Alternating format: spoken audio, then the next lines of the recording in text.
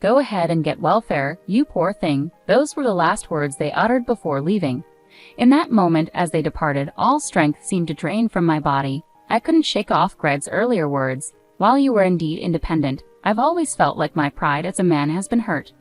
From now on, I will build a family with Brandy, so please let's get a divorce." Feeling numb, I signed the divorce papers, signaling my intent to end our marriage. Some time later, I decided to pursue property division. During a meeting with a lawyer, my sister brazenly demanded a share of our assets.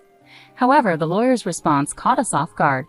Bursting into laughter, he exclaimed, "Aren't you the one on welfare?" My sister's face turned pale, and she let out a ridiculous scream upon seeing the documents the lawyer placed on the table. "My name is Erin Anderson. My husband Greg and I were married for 18 years. I'm 45 and Greg is 42. We have a daughter named Jenny, who is 17 and in high school. Greg and I met through work at related companies. Initially, I saw Greg as a younger brother figure, but over time, our relationship grew into something more. We had Jenny without serious issues, assuming we'd enjoy our second phase of life once she was grown. That was until my sister Brandy showed up unannounced with a suitcase. Unlike my brother, I've never gotten along with her. She always treated me poorly, taking my things and even stealing my friends and boyfriends. Despite my efforts to avoid her, she interfered with my life at every turn. I moved away, got my real estate license, and built a life in New York, hoping to keep her at a distance. For our wedding, Greg and I opted for a private affair, knowing my sister's tendencies. My parents kept our marriage a secret, but somehow Brandy found out. I was looking forward to time with my husband once Jenny left for college, but then Brandy arrived, disrupting everything. "Wow, Aaron, this is a nice house you have here. Did you buy it?" Her voice snapped me back to reality. "There's a room available here. I'll be using this one, thanks," she declared, ignoring my protests. Today was a holiday, Jenny was at school, and Greg was at work. "Could you please leave before they come back?" I pleaded in vain. That evening, both Greg and Jenny returned home to find Brandy there, uninvited. Who might this be?" Greg asked, puzzled. Brandy introduced herself with a charm that belied her true nature. "I'm Aaron's sister, Brandy. I found your wedding photos at Mom's and decided to drop by." Greg, aware of my strained relationship with Brandy, looked uncomfortable. Before long, Brandy proposed moving in, claiming she'd been fired and needed a place to stay temporarily. Despite my objections, Greg and Jenny seemed to sympathize with her plight. "If it's just for a little while, I guess it's okay," Greg conceded, much to my dismay. Thus began a turbulent daily routine with my sister, who not only refused to contribute but also started taking money from my wallet without permission. "I've warned you about this behavior," I confronted her one day. "If you need money, at least ask me what you're buying." But Brandy remained defiant. "Why should I report to you? It's my money now." I hoped she would find a job and leave quickly, but she showed no signs of job hunting. Meanwhile, Greg's supposed overtime at work didn't match his salary, raising suspicions that he and Brandy were spending too much time together. I confronted him about it. "Your salary doesn't include overtime, does it? If you can't ask for overtime pay, should I ask on your behalf?" I questioned Greg, trying to keep my voice steady. His response surprised me. "What are you doubting? I'm properly paid for my overtime, separate from my salary." "There's no issue," Greg retorted, his typically mild demeanor replaced with a rare outburst. This sudden change unsettled me deeply, signaling a crisis in our otherwise stable life. Meanwhile, my sister continued to linger around the house, consuming more resources than even Jenny. Frustrated, I discussed the situation with our parents, who apologized for inadvertently revealing our marriage and home to my sister.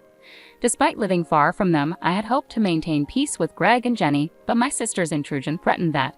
She must have been planning to find us the moment she saw our wedding photos, I lamented to myself, fearing she intended to disrupt our lives once more. Doubts crept in about my sister's claim of being fired. Was it possible she quit deliberately to freeload off us and make my life miserable again? If so, I needed to act swiftly to evict her from our home. "You said you were fired, but wouldn't you be eligible for unemployment benefits if you were enrolled in employment insurance?" I confronted her one day. "I've always worked part-time, so I wasn't enrolled in anything like that." "That's why I'm in trouble," she replied defensively, deflecting responsibility onto me as the independent sister. Her nonsensical logic left me speechless. Discovering she had never held a full-time job explained why her job search yielded nothing. 3 months into her stay, my worst suspicions were confirmed when I caught Greg and her having an affair. A meeting was canceled, and I saw them at a cafe, holding hands and chatting happily. I recounted, still reeling from the shock of the betrayal. It's inconceivable for a brother-in-law and sister-in-law to behave like that. Confronting them at home, I exploded with emotion. So the overtime was a lie, huh? Pretending to job hunt while hanging out with Greg. At your age, can't you be satisfied without taking something from me? Greg and Brandy confessed to the affair casually, adding insult to injury. If I had known your sister was such a beautiful woman, I wouldn't have avoided her just because you told me to, Aaron, Greg remarked callously. I've always felt my pride as a man was being hurt. From now on, I want to build a family with Brandy. Let's get a divorce. He slid a prepared divorce paper across the table, filled out in his section. Feeling betrayed and hurt, I knew there was no going back. Fine, there's no way we can rebuild this, I replied, devastated. From now on, I won't support you financially, Brandy. Brandy laughed disdainfully. Go ahead and get welfare, you poor thing, she mocked, her words laced with contempt. Greg added insult to injury. Since custody usually favors the mother, it's better for Jenny to be with you, Aaron. Do whatever you want from now on. With those callous words, they left the house. Minutes later, Jenny returned home, puzzled by the eerie silence that now engulfed our once happy home. When I finally broke the news to Jenny that we were getting a divorce, she initially appeared shocked but soon seemed to accept the situation with a hint of relief. After some time, the divorce was finalized, and I decided to discuss compensation with Greg and Brandy in the presence of a lawyer I had hired. Brandy shamelessly demanded a share of our assets. However, the lawyer's response caught her completely off guard. He burst into laughter and quipped, "Aren't you the one who should be on welfare?" Stunned by the unexpected turn of events, Brandy's face twisted in disbelief, and she let out a ridiculous scream upon seeing the documents the lawyer placed on the table. Her expression turned pale when she realized the truth. It turns out this couple doesn't have the kind of money that can be divided, the lawyer continued bluntly. Brandy looked back and forth between Greg and me, visibly shocked. Greg, too, was surprised to hear that our assets were minimal. Anticipating this moment after discovering Greg and Brandy's affair, I had taken certain actions. As a result, the only cash left between us was a mere $112,000, an amount that seemed unbelievable for a couple celebrating their 18th wedding anniversary. What happened to all your savings, Greg? You had quite a lot, I asked, my tone edged with anger as I saw his panicked expression. You really have no interest in Jenny, do you? We talked about saving for her education, I continued, feeling a surge of frustration. I transferred almost all of our savings to Jenny's account as per our agreement. Greg's complexion paled further as he recalled our conversation. Then what's the breakdown of the $112,000? He asked hesitantly. About 80% of it is probably Greg's secret savings, I replied calmly, meeting his gaze. You knew about it, and you agreed to transfer your savings to Jenny, anticipating this division of property. You even signed the consent form. Greg's expression turned furious as the reality sank in. It seemed strange to me why you asked for my consent, just for that, Greg said, his voice tinged with regret as he scratched his head frantically. However, his signature on the documents was irreversible.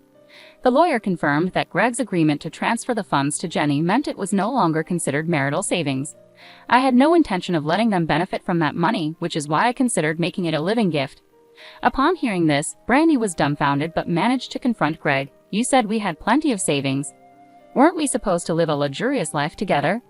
Dividing $112,000 won't amount to much. Why didn't you realize Aaron's intentions sooner? Her face paled with reproach, but Greg avoided her gaze and remained silent. Throughout our marriage, Greg had earned little and carried significant student loans, so I had taken on all living expenses. This agreement was made when Greg expressed difficulty in contributing financially. I assured him that I would manage expenses while he focused on saving for our future. After over a decade, Greg believed he had saved at least $100,000 or more. However, when it was revealed, the amount was less than $10,000. I felt betrayed when I stumbled upon his bank book and discovered the truth about his savings habits. Now that we're divorced, such matters no longer concern me, I thought bitterly. Brandy, realizing the severity of the situation, trembled slightly, unsure of her next move. With only $112,000 available for division and seeing her confusion, I decided to reveal another truth. Looking directly at Greg, I spoke hesitantly. I debated whether to mention this, but Greg, aren't you planning to quit your job? Greg was visibly shaken. How do you know? I only discussed it with my boss, he stammered, glancing around nervously. I suspected it after noticing no overtime pay and a peculiar section on the payroll slip. I explained calmly. It concerned your increased use of paid leave. You've never taken more than the minimum required days off. But recently, you've taken a large block of paid leave at once. It typically indicates resignation. I paused, letting the revelation sink in. I've been suspecting an affair for some time. Did you plan to quit, hoping for a substantial payout after the divorce? I asked pointedly. To my surprise, my suspicions hit the mark perfectly. I couldn't help but sigh at Greg's overly optimistic thinking. Well, you were my husband, so you should at least know what job I do and how much wealth I've accumulated. To think you relied on that, cheated, and even chose to resign. You really haven't thought this through, I remarked, watching Greg's face turn red with embarrassment. The lawyer's earlier remark to Brandy about welfare hit a nerve. If two unemployed individuals come together, they end up on welfare unless they work, he pointed out. Flustered by this realization, Brandy suddenly shouted, "Wait a minute. If you can prepare for Jenny's college expenses and cover living costs all by yourself, there must be something fishy. I get it, you're hiding assets, right? That's the only explanation. Come on, confess now." Greg seemed to have a sudden realization. That's right, Brandy. Actually, Aaron owns a lot of real estate. We'll have to divide those assets too. Close call. I almost got tricked, he admitted. Watching them laugh about their assumptions, I was dumbfounded. The lawyer couldn't help but chuckle at their ignorance, but the tension in the room was palpable. Clearing his throat, he began to speak plainly. If we're talking about the division of property, Greg, as the ex-husband, you should know that Aaron owns real estate through her company, which generates profit. A corporation and an individual are separate entities. Aaron's company and its assets cannot be divided as marital property, the lawyer explained calmly. Realizing their mistake, Greg and Brandy turned red and fell silent.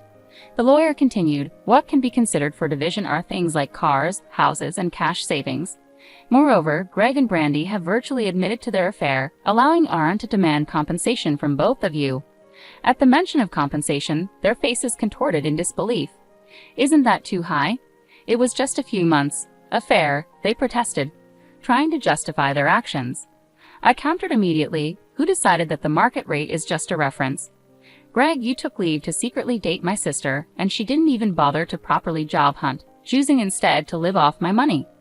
The lawyer, remaining objective, decided on the compensation amount, $10,000 from Greg and $3,000 from Brandy. Shocked by the turn of events, they hastily shook their heads in agreement. The discussion couldn't be concluded in one day and was adjourned. 2 weeks later, we reconvened for further discussions. Brandy, with a defiant attitude, demanded, "Give me the house and the regular car. Is that what you call compensatory property division? Then give Greg his $122,000, and I'll pay the remaining $1,000.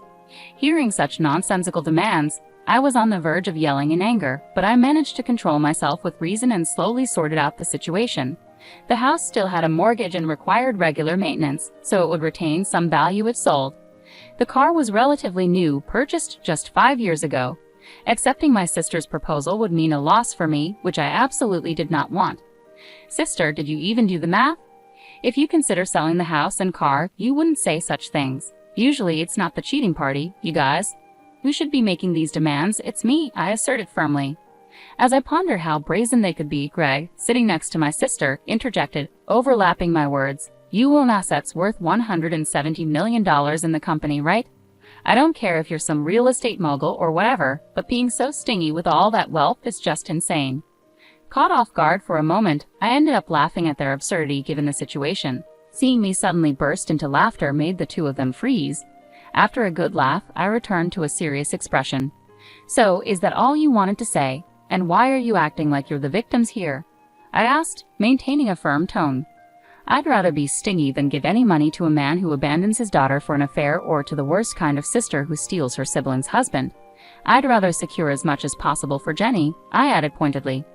They flinched at my words. I wanted to tell them to study more about legal terms if they wanted to use them.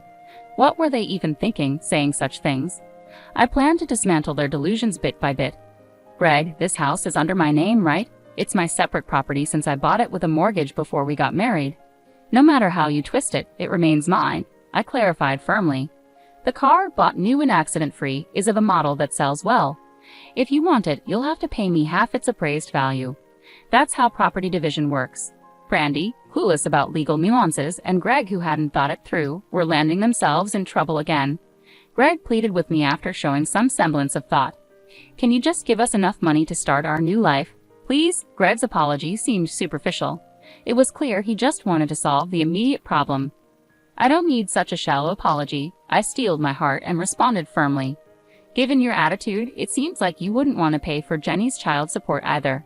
There's not a single thing I'm willing to compromise on. Why should I have to worry about your living expenses? I firmly stated my position, and realizing they couldn't persuade me further, they reluctantly signed the necessary documents. Sometime after the divorce and property division were settled, Brandy called me repeatedly, complaining. Why does Greg have so much debt?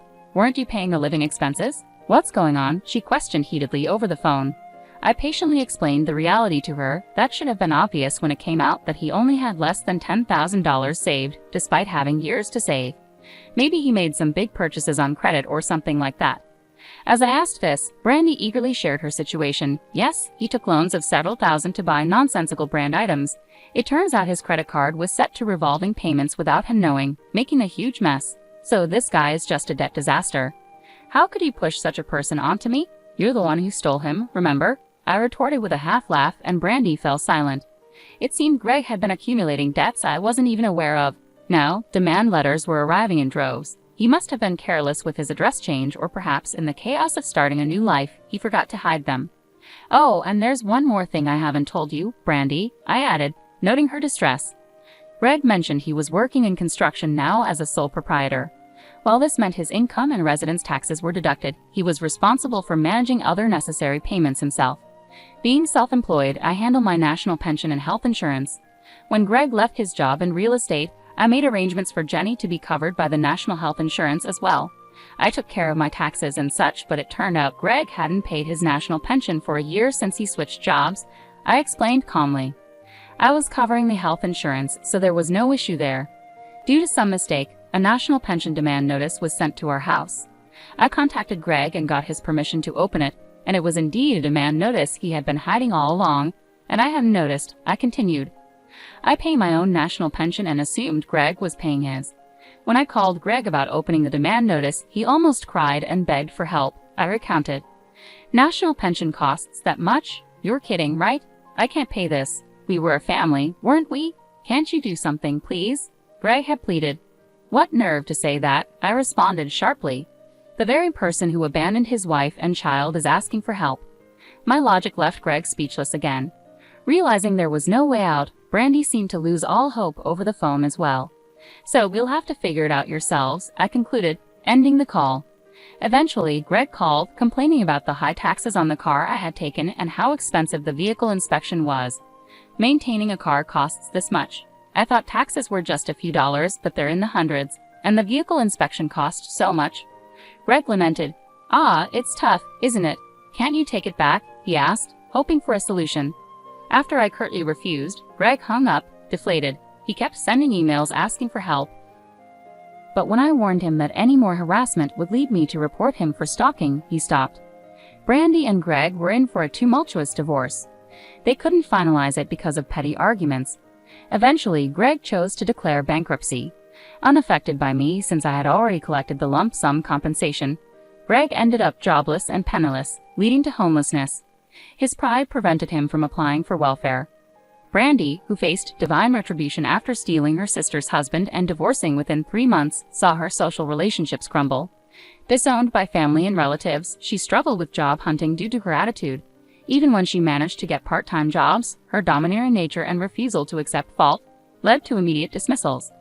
The lawyer's warning about welfare became a reality. Clinging to her possessions, Brandy was ineligible for welfare, evicted from her apartment, and became homeless like Greg.